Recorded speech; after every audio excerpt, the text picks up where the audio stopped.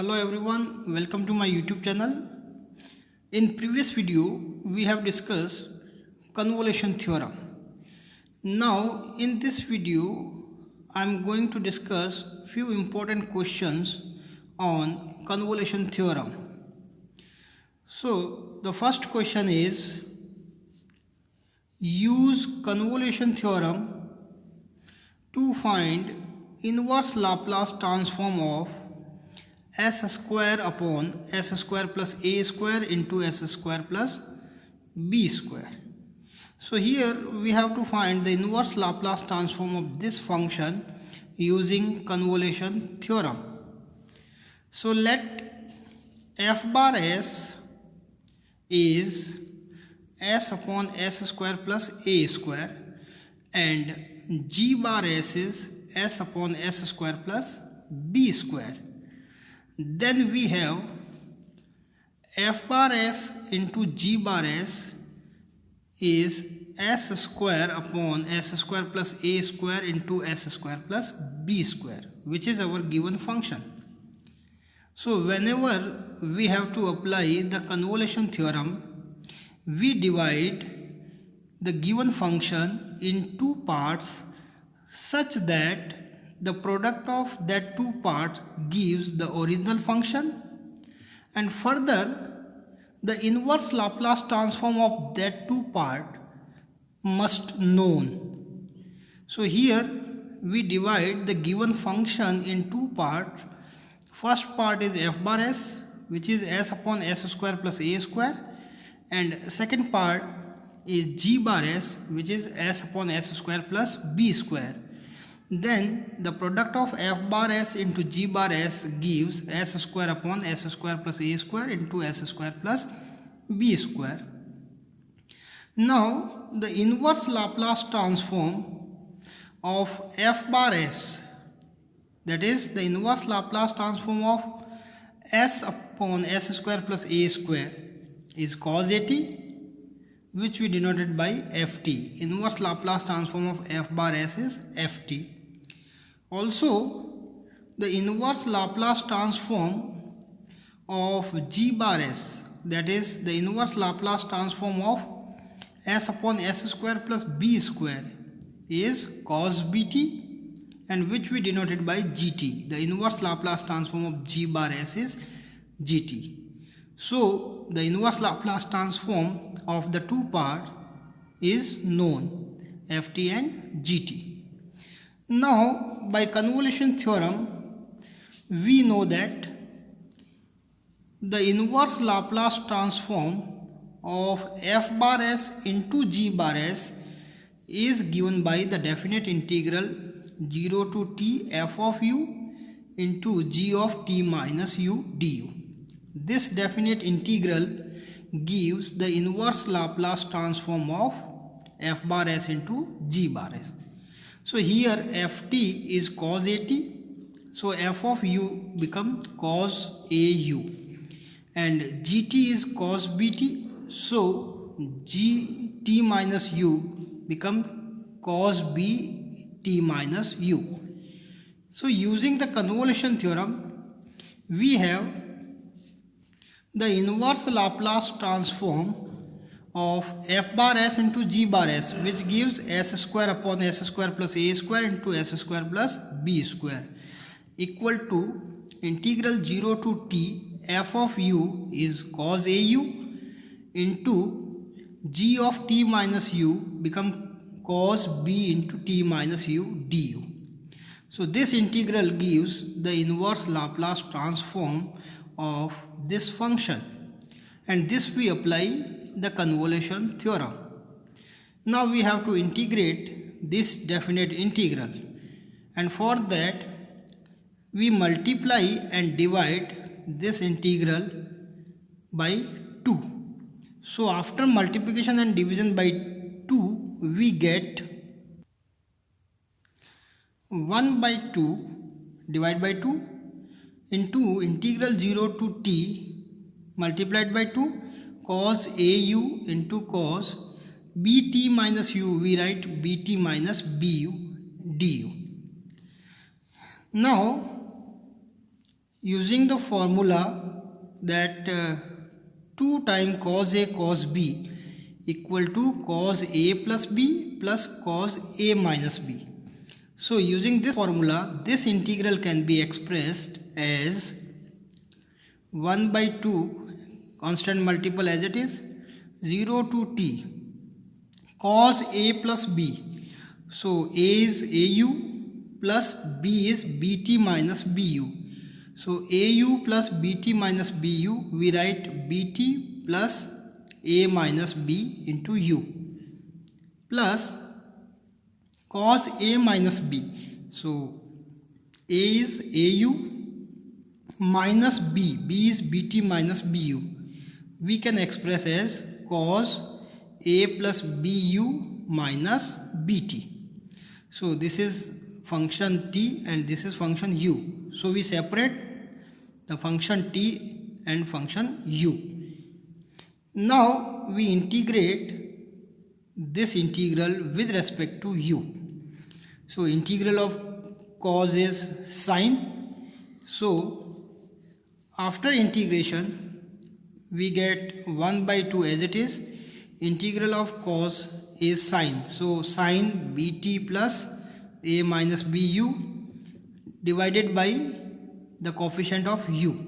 So upon A minus B plus integral of cos ABU minus BT is sine A plus BU minus BT divided by coefficient of U. So divided by A plus B. This is upper and lower limit. Lower limit is 0, upper limit is t. Now we put upper limit and lower limit. So we get 1 by 2 constant as it is. Now upper limit u equal to t. So plus bt minus bt cancel and we get at here. So sine at upon a minus b plus here u equal to t. So plus bt minus bt cancel. We get sine at upon a plus b. So this we put upper limit minus lower limit. Lower limit is u equal to 0. So u equal to 0 here get sine bt upon a minus b plus u equal to 0 here we get sine minus bt upon a plus b. So here we put upper and lower limit. Now from this expression sine at is common and here sine of minus theta is minus sine theta. So we get sine bt common and minus here. So after taking sine at and sine bt common we get 1 by 2 constant as it is, sine at common. So we get 1 upon a minus b plus 1 upon a plus b and here minus sine bt common. So sine bt common, then we have 1 upon a minus b and sine of minus theta is minus sine theta. So we have minus 1 upon a plus b. Now taking LCM, so here LCM is a minus b into a plus b, that is a square minus b square, and here also LCM is a minus b into a plus b, that is a square minus b square. So after taking LCM a square minus b square from these two expression and simplify, we get 1 by 2 constant as it is, sine at common, and after simplification we get 2a upon a square minus b square minus this sine bt common and here a square minus b square LCM and in numerator we get 2b. Again 2 to 2 cancel, this 2 common and then cancel. Then finally we get the inverse Laplace transform of s square upon s square plus a square into s square plus b square equal to, here 1 upon a square minus b square common. So we have 1 upon a square minus b square into a sine at minus b sine bt. So this is a very important questions, and in this question we apply the convolution theorem to find inverse Laplace transform. Remember that whenever we have to apply the convolution theorem to find inverse Laplace transform, we have to divide the given function in two parts such that the product of that two parts gives the original function, and individually the inverse Laplace transform of that two functions must be known. So this is how we apply the convolution theorem. The next question is, use convolution theorem to find inverse Laplace transform of 1 upon s into s square plus 4. This is an elementary question for practice. So we have to apply the convolution theorem to find its inverse Laplace transform. So let f bar s is 1 upon s and g bar s is 1 upon s square plus 4. Then f bar s into g bar s gives 1 upon s into s square plus 4, which is our original function. And as we know, whenever we apply the convolution theorem, we have to divide given function in two parts such that the product of that two parts gives the original function. And further, the inverse Laplace transform of that two parts must be known. So the inverse Laplace transform of f bar s, that is the inverse Laplace transform of 1 by s, is what? 1, because the Laplace transform of 1 is 1 by s. So the inverse Laplace transform of 1 by s is 1, and which we denoted by ft. Inverse Laplace transform of f bar s is ft. Also, the inverse Laplace transform of g bar s is inverse Laplace transform. G bar s is what? 1 upon s square plus 4. But here numerator is constant, so we know this numerator, constant numerator, is in such a way that its square appear in the denominator here. So we require 2, and then 2 square is 4 here. So we multiply and divide this by 2. So we get 1 by 2 inverse Laplace of 2 upon s square plus 4. And as we know, the inverse Laplace transform of a upon s square plus a square is sin at. So we get inverse Laplace transform of g bar s is 1 by 2 sin 2t, which we denoted by gt. The inverse Laplace transform of g bar s is gt. So we divide the given function in two parts. The product of that two function gives the original function, and inverse Laplace transform of the individual functions is known.